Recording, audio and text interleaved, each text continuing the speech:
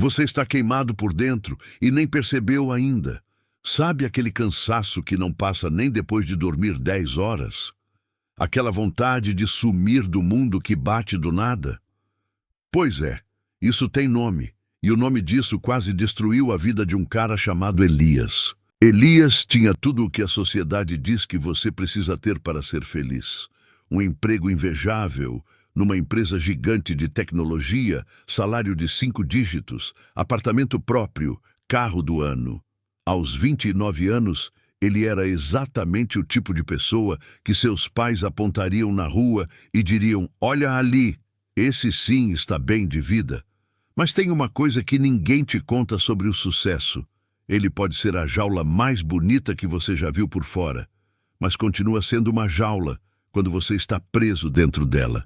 A história de Elias começou a desmoronar numa terça-feira comum. Ele estava na frente do computador, como sempre, respondendo e-mails desde as 6 da manhã. O sol nem tinha nascido direito e ele já estava ali, com uma xícara de café frio na mão e aquela sensação estranha no peito. Você conhece essa sensação? É como se o seu corpo estivesse pedindo socorro, mas você não sabe muito bem do que.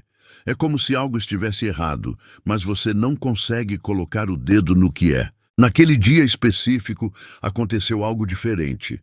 Elias simplesmente travou. Ele olhou para a tela do computador e as palavras viraram borrões sem sentido.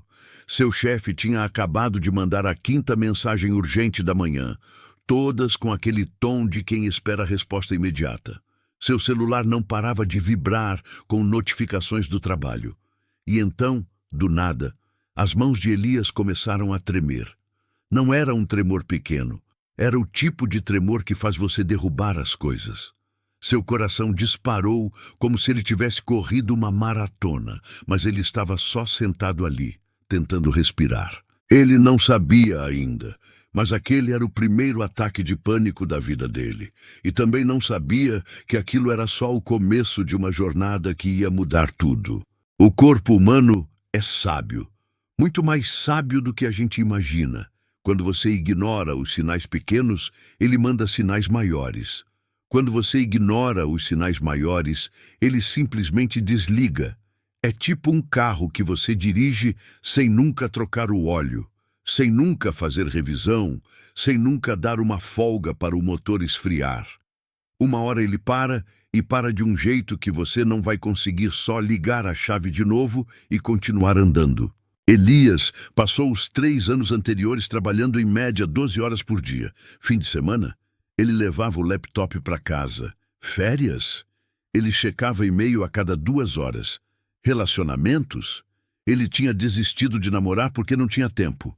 Amigos? Os poucos que ainda ligavam para ele já tinham desistido de chamá-lo para sair, porque a resposta era sempre a mesma: estou no meio de um projeto importante, a gente se vê depois. Só que esse depois nunca chegava. A empresa onde Elias trabalhava tinha uma cultura muito específica.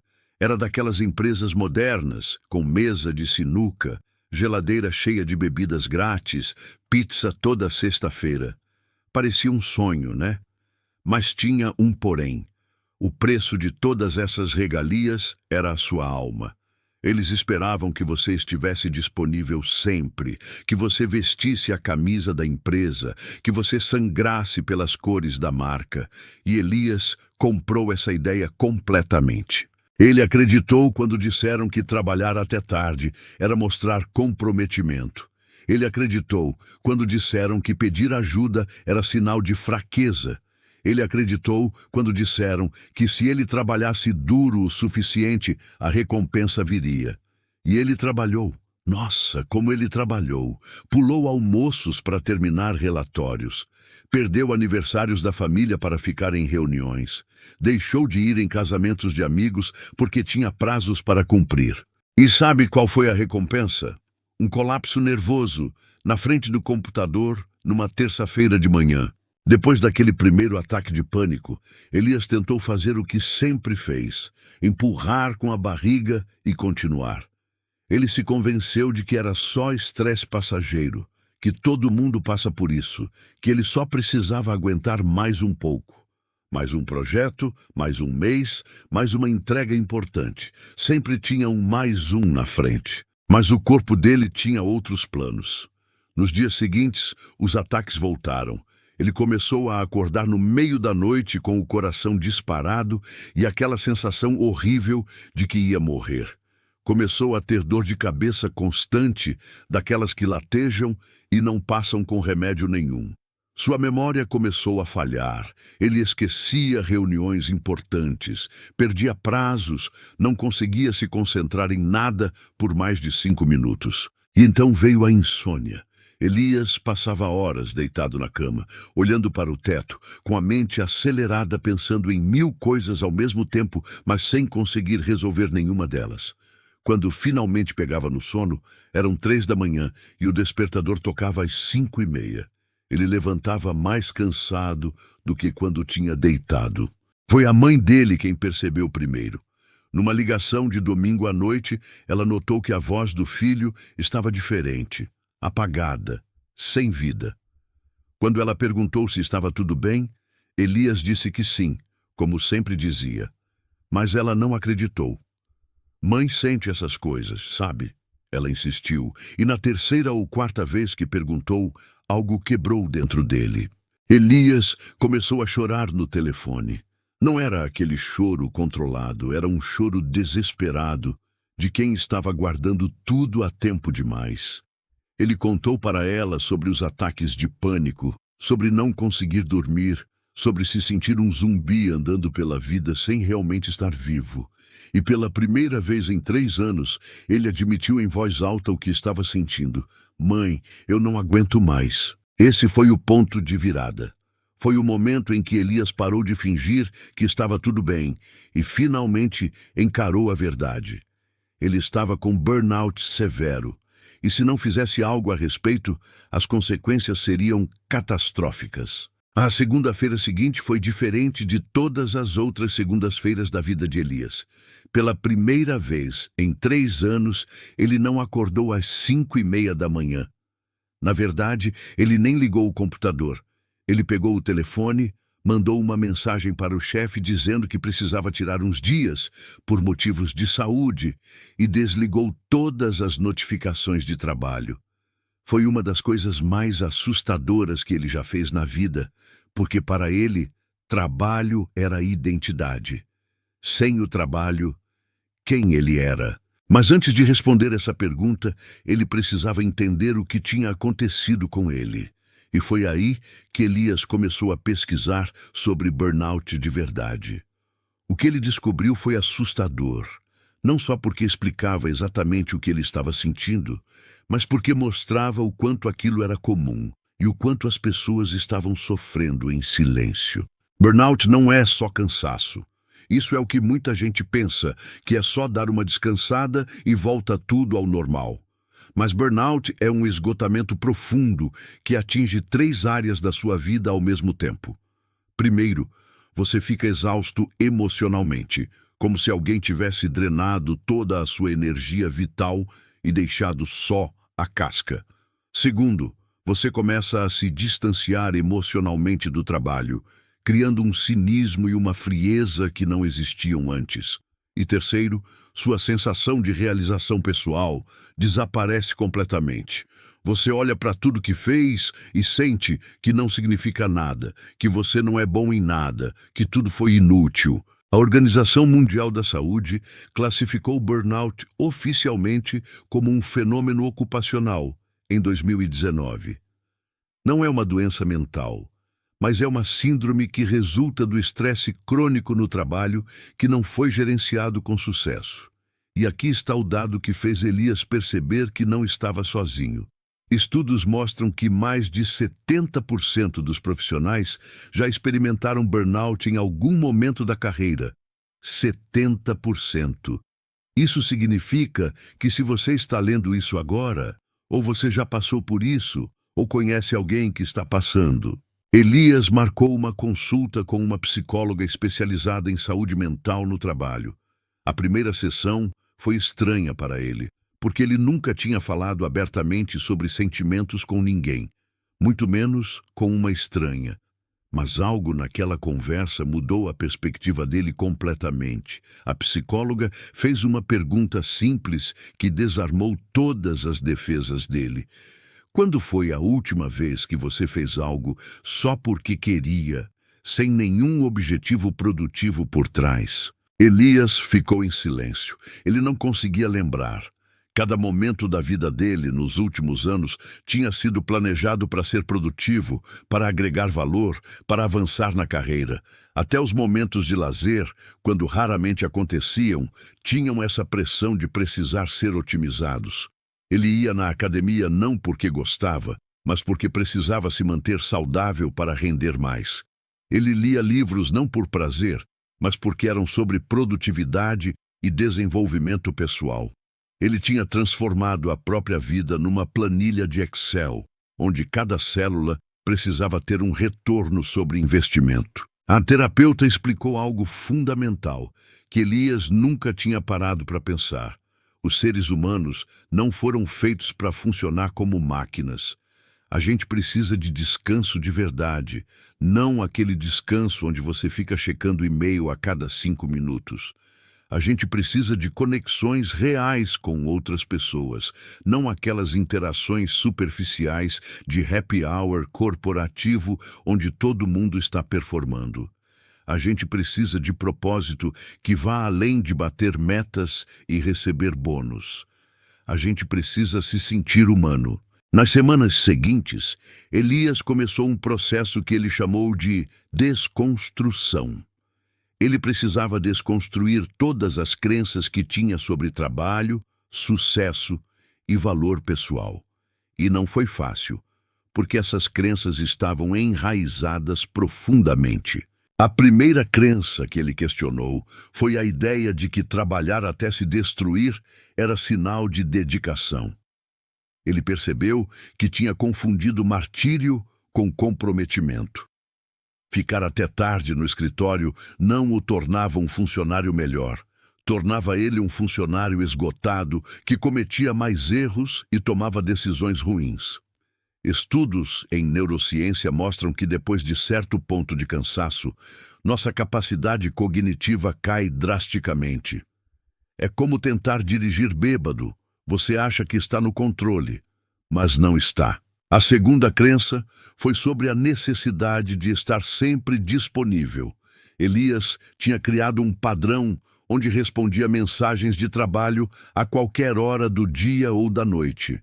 Isso não só destruiu seus limites pessoais, mas também criou uma expectativa nos outros de que ele sempre estaria disponível.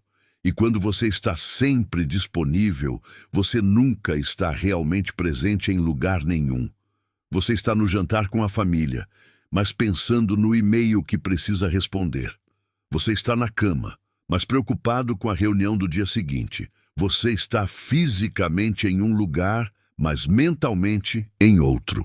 A terceira crença, e talvez a mais dolorosa de enfrentar, foi a ideia de que seu valor como pessoa estava diretamente ligado à sua produtividade. Elias tinha construído toda a identidade dele em cima da carreira. Quando alguém perguntava, "Quem é você?", a primeira coisa que vinha na cabeça dele era o cargo, a empresa, as conquistas profissionais. Mas e se tirassem tudo isso? Quem seria Elias sem o trabalho? Essa pergunta o aterrorizava, porque a resposta era: ele não sabia. Foi durante esse processo de terapia que Elias teve uma revelação importante. Ele lembrou de quando era criança, antes de toda essa pressão por sucesso existir. Ele lembrou que gostava de desenhar. Passava horas desenhando qualquer coisa, personagens de histórias em quadrinhos, paisagens imaginárias, retratos dos amigos. Ele era bom nisso, e mais importante, aquilo o fazia feliz, sem nenhum motivo, além do prazer de criar. Quando foi que ele parou de desenhar? Ele tentou lembrar e percebeu que foi na adolescência, quando alguém disse que arte não dava dinheiro, que ele precisava focar em coisas práticas, em carreiras com futuro. E ele acreditou. Ele guardou os lápis, fechou os cadernos de desenho e nunca mais voltou. Trocou a criatividade pela praticidade, a paixão pela estabilidade, a alegria pela segurança. A terapeuta sugeriu algo que pareceu bobagem na hora. Ela disse: compra um caderno de desenho e uns lápis. Não precisa desenhar nada específico, não precisa ser bom, só desenha. Elias achou aquilo meio infantil, mas estava disposto a tentar qualquer coisa naquele ponto. Ele foi numa papelaria, comprou um caderno simples e uma caixa de lápis de cor. Quando chegou em casa, sentou na mesa da cozinha e abriu o caderno na primeira página em branco. Por alguns minutos, ele só ficou olhando para aquele branco, sem saber o que fazer. Sua mente, acostumada a sempre ter um objetivo claro, entrou em pânico com aquela falta de direção. Mas então ele começou. Um traço, depois outro, depois mais alguns, nada específico, só linhas seguindo nenhum plano. E algo estranho aconteceu. Pela primeira vez em meses, talvez anos, Elias sentiu uma paz genuína. Não era a paz de ter terminado uma tarefa, era a paz de simplesmente estar fazendo algo sem julgamento, sem pressão, sem precisar ser perfeito ou produtivo. Ele desenhou por 40 minutos naquele dia. Quando parou e olhou para o relógio, ficou surpreso de ver quanto tempo tinha passado. Parecia que tinham sido 5 minutos. Os dias foram passando.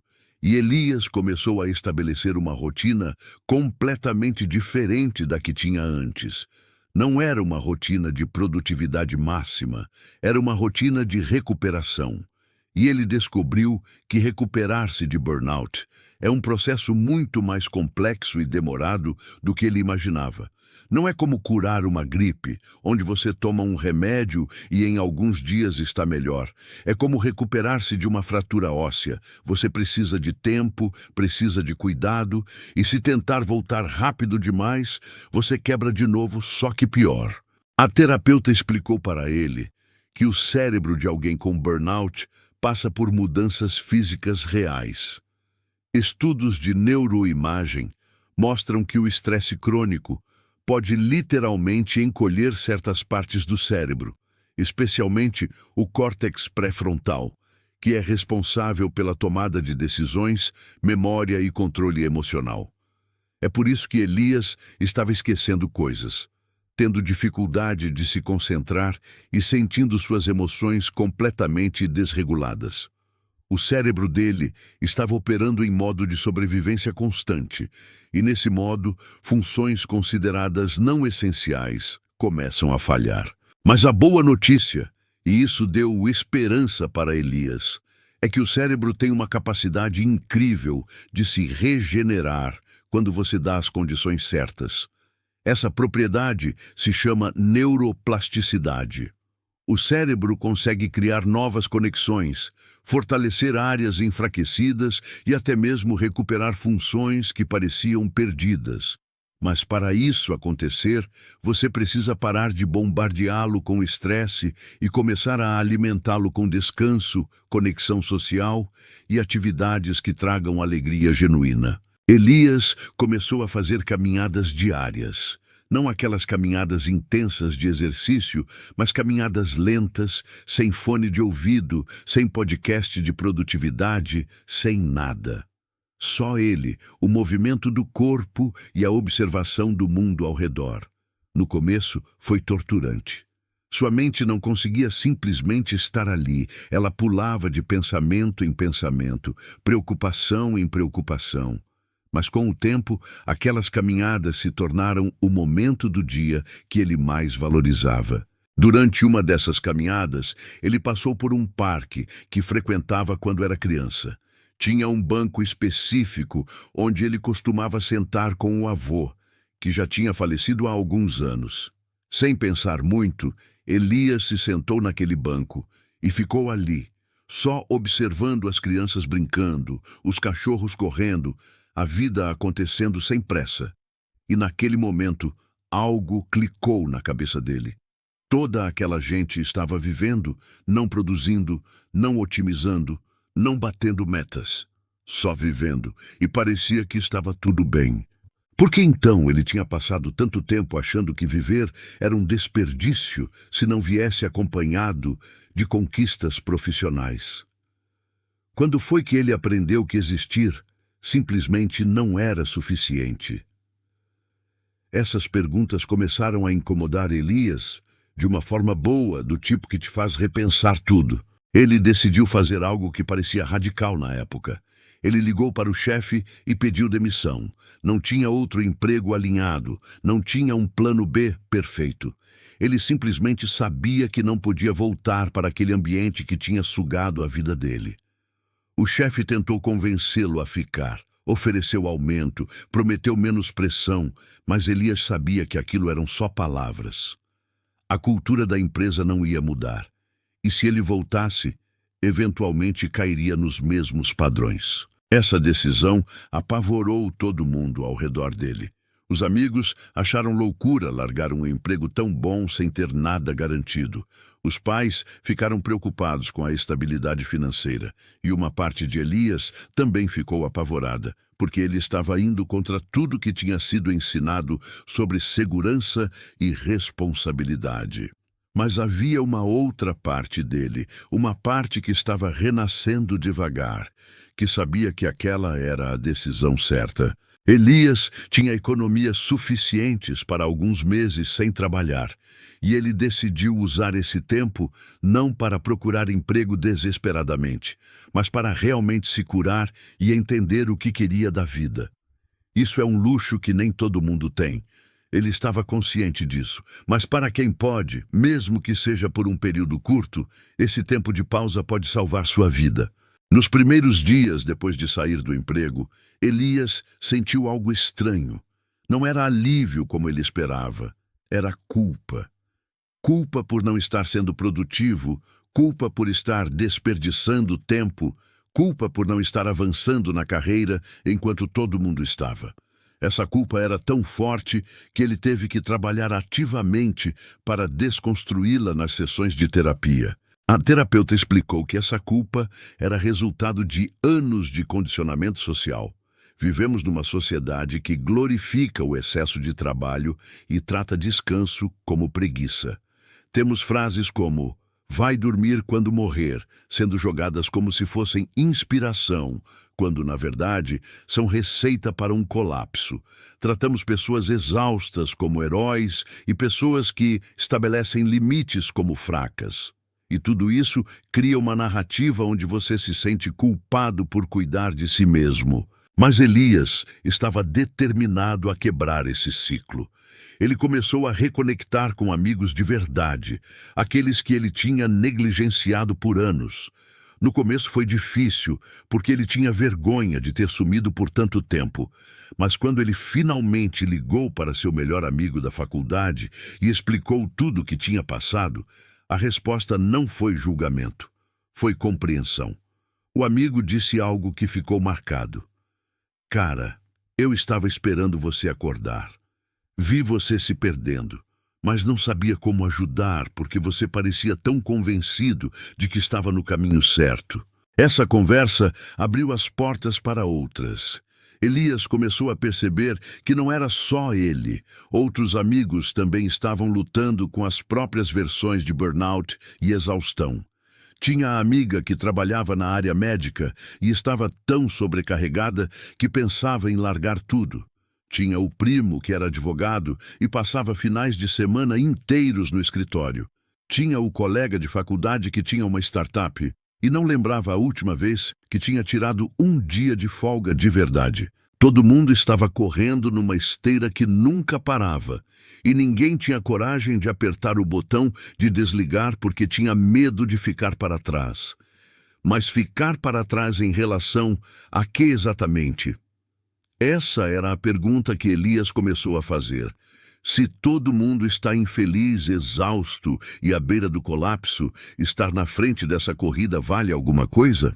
Ele começou a ler sobre o assunto, não de forma obsessiva como fazia antes com tópicos de trabalho, mas com curiosidade genuína. Descobriu que o conceito de burnout foi descrito pela primeira vez nos anos 70 por um psicólogo chamado Herbert Freudenberger. Mas mesmo existindo há tanto tempo, só recentemente começou a ser levado a sério como um problema de saúde pública. E os números são alarmantes.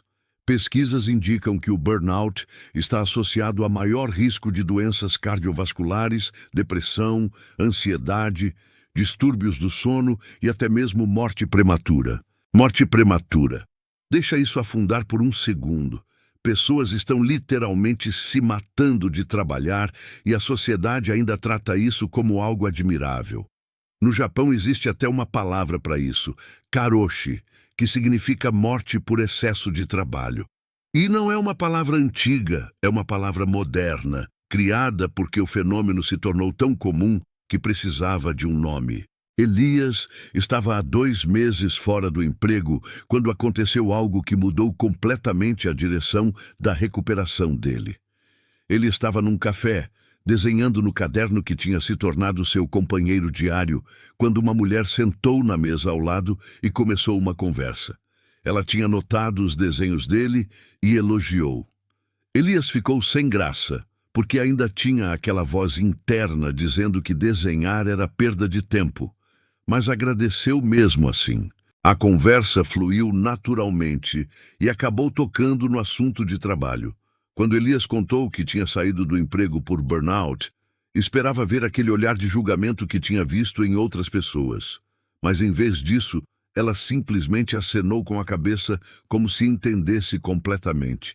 Ela disse que era coach de carreira e trabalhava especificamente com profissionais que estavam se recuperando de burnout ou querendo fazer transições de carreira mais conscientes. O que ela disse naquele dia ficou ecoando na cabeça de Elias por semanas. Ela explicou que a maioria das pessoas constrói a carreira de forma completamente reativa. Você termina a faculdade, aceita o primeiro emprego que aparece, depois vai seguindo as oportunidades que surgem sem nunca parar para perguntar se aquilo está alinhado com o que você realmente quer. É como entrar num trem sem saber para onde ele vai. E de repente você olha pela janela e percebe que está num lugar que não queria estar, mas já está tão longe que voltar parece impossível. Ela sugeriu que Elias fizesse um exercício, pegar um caderno e escrever sem filtro e sem julgamento, como seria um dia perfeito na vida dele daqui a 5 anos. Não um dia de férias fantasioso, mas um dia comum, do tipo terça-feira normal, onde ele estaria acordando, o que estaria fazendo, com quem estaria conversando, que tipo de trabalho estaria realizando, como se sentiria ao final do dia. Todos os detalhes, desde os mais práticos até os mais emocionais. Elias levou esse exercício a sério. Ele passou uma tarde inteira escrevendo, e o que saiu no papel o surpreendeu completamente. No dia perfeito dele, ele não estava num escritório corporativo. Ele estava trabalhando de casa ou num espaço compartilhado pequeno, fazendo algo criativo que envolvia design e ilustração. Ele tinha tempo para caminhar de manhã antes de começar o dia. Almoçava sem pressa, de preferência com alguém que gostava. Trabalhava em projetos que tinha escolhido, não que tinham sido impostos. E o mais importante, quando terminava o expediente, ele realmente terminava. Não ficava pensando em trabalho a noite toda, não checava e-mail compulsivamente, não carregava aquele peso constante de estar sempre devendo alguma coisa. Quando ele terminou de escrever e leu tudo de novo, percebeu algo fundamental. Quase nada do que ele tinha descrito como dia perfeito tinha qualquer relação com a vida que ele estava construindo até ter o burnout. Ele tinha passado anos correndo numa direção sem nunca parar para checar se era a direção certa. E pior, ele tinha sacrificado sua saúde, seus relacionamentos e sua felicidade por uma vida que nem era a vida que ele queria. Essa descoberta foi libertadora e aterrorizante ao mesmo tempo. Libertadora porque finalmente ele tinha clareza sobre o que queria. Aterrorizante porque significava que ele precisaria fazer mudanças grandes, e mudanças grandes dão medo. Toda aquela estabilidade que ele tinha trabalhado tanto para construir precisaria ser deixada de lado para perseguir algo incerto. Mas pela primeira vez em muito tempo, Elias sentiu que valia a pena o risco. Ele começou a pesquisar sobre como poderia fazer a transição para uma carreira criativa. Descobriu que suas habilidades técnicas de gerenciamento de projetos, que tinha desenvolvido no trabalho anterior, poderiam ser combinadas com a parte criativa que ele estava redescobrindo. Existia um mercado crescente para designers que também entendiam de estratégia e gestão. Não seria fácil, não seria rápido, mas era possível. Elias se inscreveu em alguns cursos online de design gráfico e ilustração digital, não para virar expert da noite para o dia, mas para começar a desenvolver habilidades que tinha abandonado. E algo interessante aconteceu durante esse processo de aprendizado. Ele percebeu que estava animado de novo. Aquela sensação de querer acordar cedo, não porque precisava, mas porque estava empolgado com o que ia fazer durante o dia. Essa sensação tinha sumido há tanto tempo que ele nem lembrava mais como era. Mas o processo não foi linear. Teve dias em que Elias acordou com aquela ansiedade antiga voltando, questionando se estava fazendo a coisa certa, se não estava sendo irresponsável, se não deveria simplesmente voltar para a segurança de um emprego corporativo. A diferença agora é que ele tinha ferramentas para lidar com esses pensamentos. A terapia tinha ensinado ele a reconhecer quando estava caindo em padrões antigos de pensamento e como interromper esses padrões antes que eles tomassem conta. Uma das técnicas que mais ajudou foi algo que a terapeuta chamou de aterramento.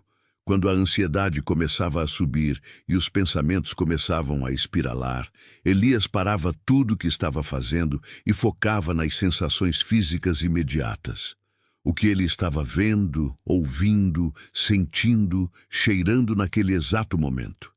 Isso tirava ele do futuro hipotético catastrófico que a mente ansiosa adora criar e trazia ele de volta para o presente real, que geralmente estava bem.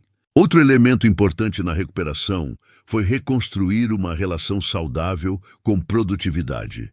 Porque o problema não era a produtividade em si, o problema era a produtividade tóxica, aquela que nunca é suficiente, que te faz sentir culpado por qualquer momento que não está fazendo algo útil. Elias teve que aprender a diferenciar entre trabalho significativo e trabalho ocupado. Trabalho ocupado é aquele que te mantém atarefado, mas não te leva a lugar nenhum. Trabalho significativo é aquele que realmente importa, que está alinhado com seus valores e objetivos reais. Ele criou um novo sistema de organização para si mesmo, mas dessa vez com limites claros. Trabalhava em blocos de tempo definidos, com pausas reais entre eles. Não trabalhava depois das 6 da tarde, ponto final. Não trabalhava nos finais de semana, a não ser que fosse algo que realmente quisesse fazer por prazer. E o mais importante, ele aprendeu a dizer não. Essa foi talvez a habilidade mais difícil de desenvolver, porque ele tinha passado a vida inteira sendo a pessoa que sempre dizia sim para tudo. Dizer não parece simples, mas quando você é alguém que construiu sua identidade em cima de ser útil, de nunca decepcionar ninguém, de sempre estar disponível, dizer não parece quase impossível. Mas Elias aprendeu que cada vez que você diz sim para algo que não quer fazer, você está dizendo não para algo que realmente importa. Cada sim para uma reunião desnecessária é um não para tempo com pessoas que você ama. Cada sim para um projeto que não te interessa é um não para desenvolver algo que te apaixona. Aos poucos, Elias começou a fazer trabalhos freelance pequenos, combinando design com consultoria estratégica. Os primeiros projetos não pagavam muito, e ele teve momentos de dúvida se conseguiria se sustentar dessa forma. Mas havia uma diferença crucial em relação ao trabalho anterior. Ele escolhia com quem trabalhar, Escolhia que tipo de projeto aceitar, e quando um cliente começava a mostrar sinais de que seria problemático ou tóxico, ele simplesmente recusava, mesmo que isso significasse perder dinheiro. 6 meses depois de ter saído do emprego, Elias estava numa posição completamente diferente, não só profissionalmente, mas emocionalmente e mentalmente. Ele tinha construído uma pequena base de clientes que valorizavam o trabalho dele e respeitavam seus limites. O dinheiro não era o mesmo de antes, isso era verdade, mas algo interessante tinha acontecido. Suas necessidades financeiras também tinham mudado.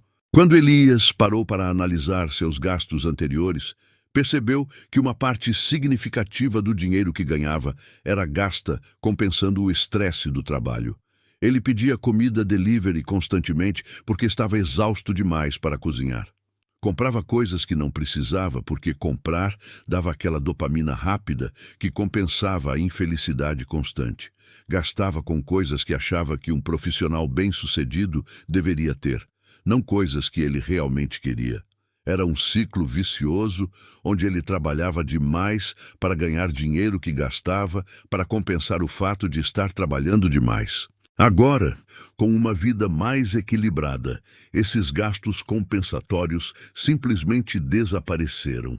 Ele cozinhava em casa porque tinha tempo e energia para isso, e descobriu que gostava. Não sentia mais necessidade de comprar coisas para provar valor para si mesmo ou para os outros. Suas despesas caíram naturalmente, não por privação, mas porque ele simplesmente não precisava de tanto quando estava vivendo de forma mais alinhada. Foi nessa época que Elias decidiu fazer algo que vinha pensando há algumas semanas. Ele começou a compartilhar sua jornada nas redes sociais, não de forma performática ou tentando vender alguma coisa, mas apenas documentando honestamente o processo de recuperação de burnout e transição de carreira. Ele escreveu sobre os dias difíceis, sobre as dúvidas, sobre os pequenos progressos e os retrocessos ocasionais. A resposta foi avassaladora. Centenas de pessoas começaram a interagir com as postagens, compartilhando suas próprias histórias de esgotamento e exaustão. Tinha gente de todas as áreas, desde professores até enfermeiros, desde empreendedores até artistas, todos lidando com suas próprias versões do problema. Elias percebeu que tinha tocado num nervo coletivo. Não era só ele, não era só o círculo dele, era uma epidemia silenciosa que estava consumindo uma geração inteira. Uma das mensagens que mais impactou Elias veio de uma jovem de 23 anos que tinha acabado de se formar.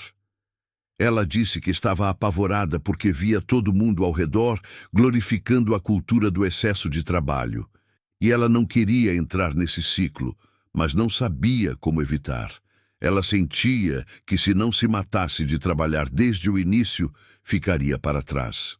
Elias respondeu para ela com algo que gostaria que alguém tivesse dito para ele quando tinha 23 anos. Ele explicou que existe uma diferença enorme entre trabalhar duro e se destruir trabalhando.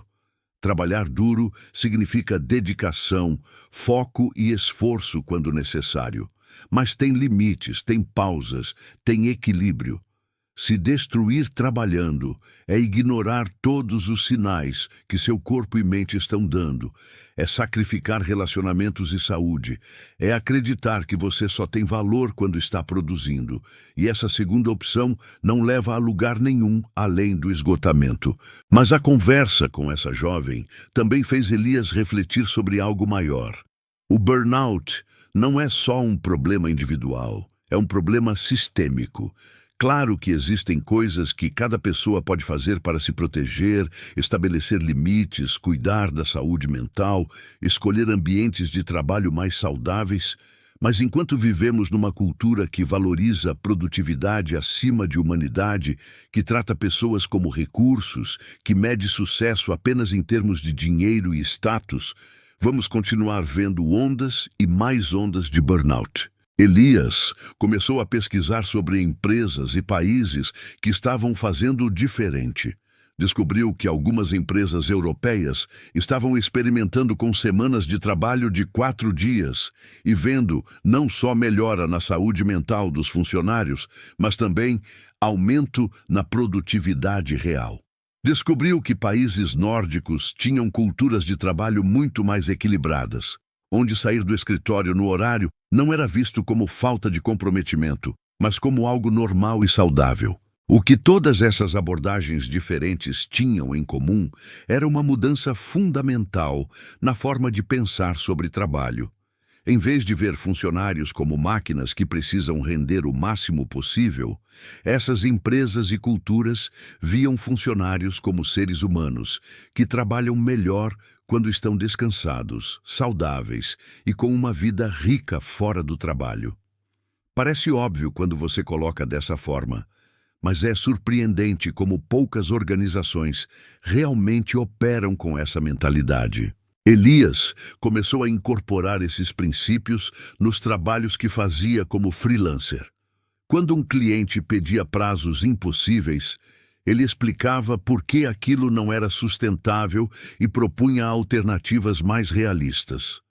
Quando alguém esperava que ele estivesse disponível 24 horas, ele deixava claro, desde o início, quais eram seus horários de trabalho e que fora desses horários, ele não responderia.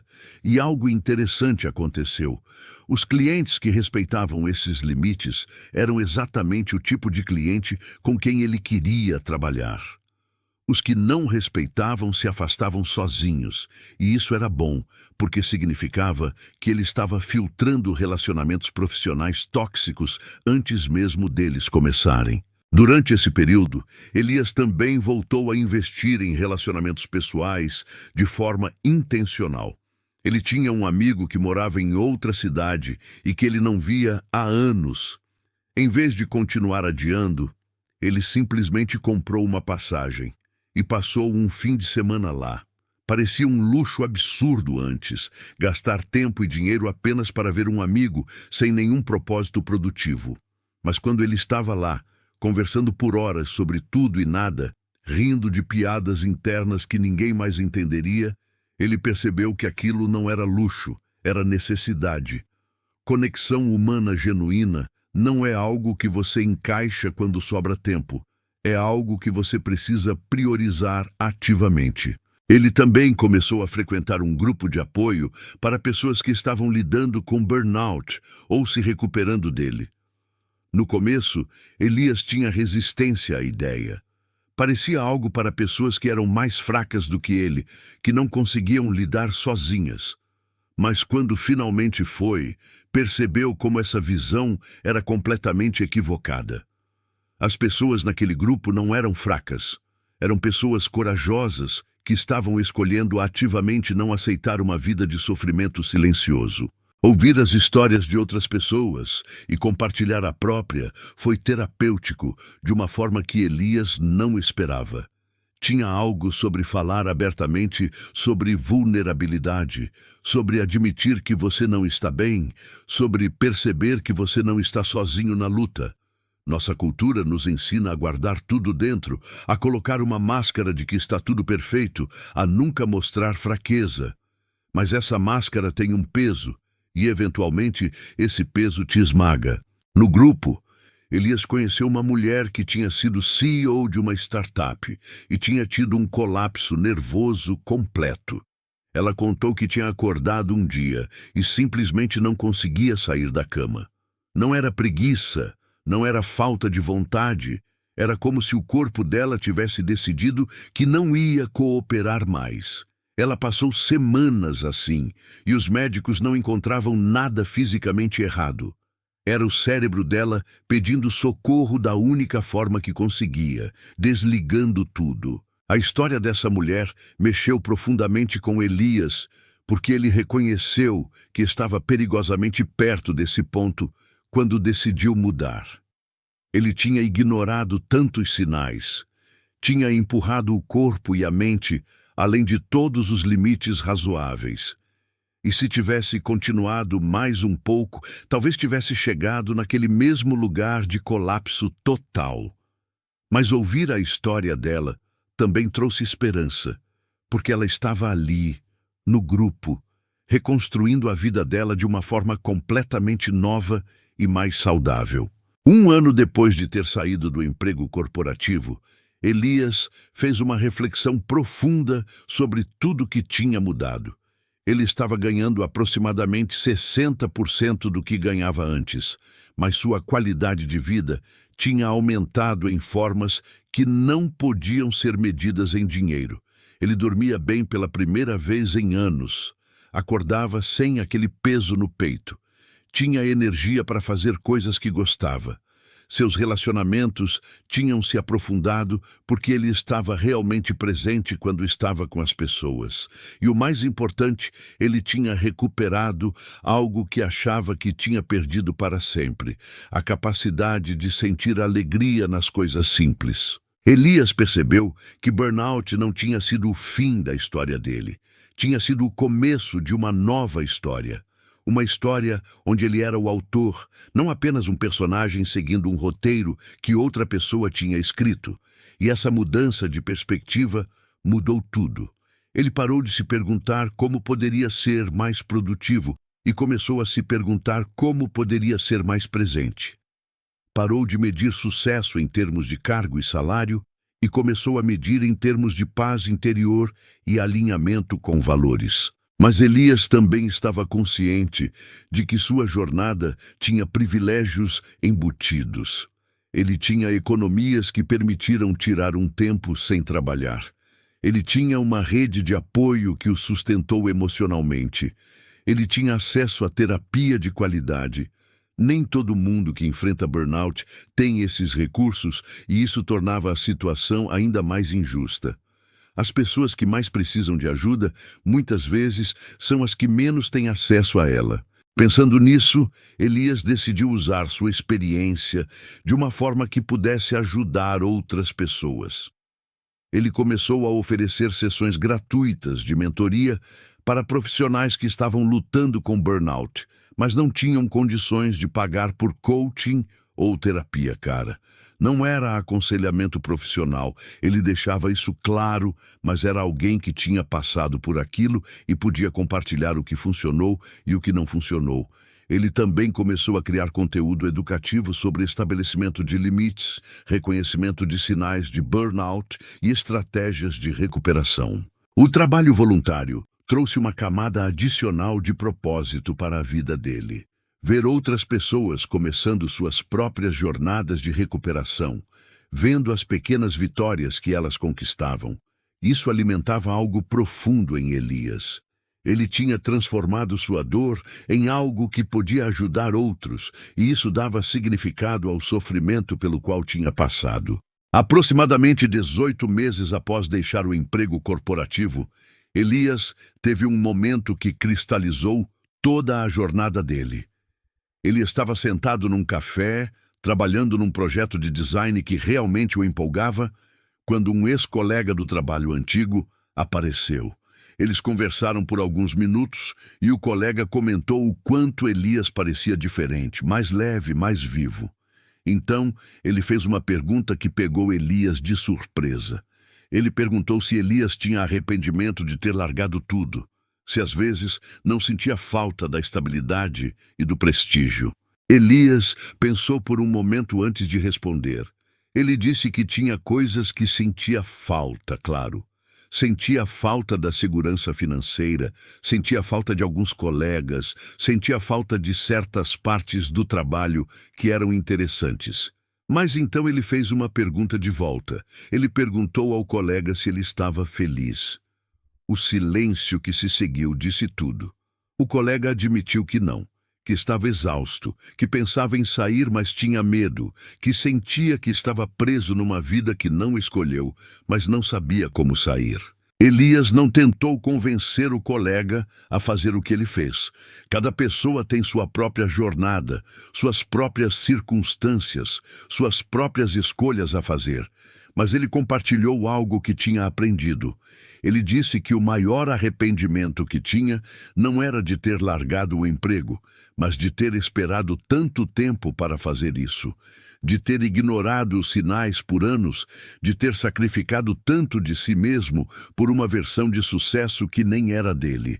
Ele disse que se pudesse voltar no tempo, teria feito tudo diferente muito mais cedo. Quando o colega foi embora, Elias ficou pensando nessa conversa. Quantas pessoas estavam naquela mesma situação, naquele exato momento? Quantas pessoas estavam arrastando-se pela vida, exaustas, infelizes, presas numa corrida que não leva a lugar nenhum? E quantas dessas pessoas continuariam nesse caminho até quebrarem completamente porque tinham medo de fazer diferente? O burnout de Elias tinha sido a pior coisa que aconteceu com ele, mas também tinha sido a melhor, porque tinha forçado ele a parar, a questionar, a reconstruir tudo do zero de uma forma consciente e intencional. Sem aquela crise, ele provavelmente teria continuado naquele caminho por mais décadas, cada vez mais infeliz, cada vez mais distante de quem realmente era, até eventualmente olhar para trás numa vida que não reconhecia como sua. Hoje, quando Elias acorda de manhã, ele não sente aquele aperto no peito. Ele não pega o celular antes mesmo de levantar da cama para checar e-mails. Ele não passa o dia inteiro com aquela sensação de estar sempre devendo alguma coisa. Em vez disso, ele acorda com curiosidade sobre o dia que vem pela frente. Ele faz café devagar, sem pressa. Ele senta na varanda por alguns minutos, apenas observando o mundo acordar. E quando começa a trabalhar, é um trabalho que escolheu, que tem significado, que está alinhado com quem ele é. A jornada de Elias não foi fácil. E ele não vai fingir que foi. Teve momentos de dúvida profunda, momentos de medo paralisante, momentos em que quase desistiu e voltou para a segurança do conhecido. Mas cada passo dessa jornada, por mais difícil que tenha sido, o levou para um lugar melhor, um lugar onde ele finalmente consegue respirar. E se existe uma mensagem que Elias quer deixar para qualquer pessoa que esteja lendo ou ouvindo essa história, é essa. Você não precisa esperar quebrar completamente para fazer mudanças. Você não precisa chegar no fundo do poço para perceber que a escada que você está subindo está encostada na parede errada. Os sinais estão sempre lá. O corpo está sempre falando. A intuição está sempre sussurrando.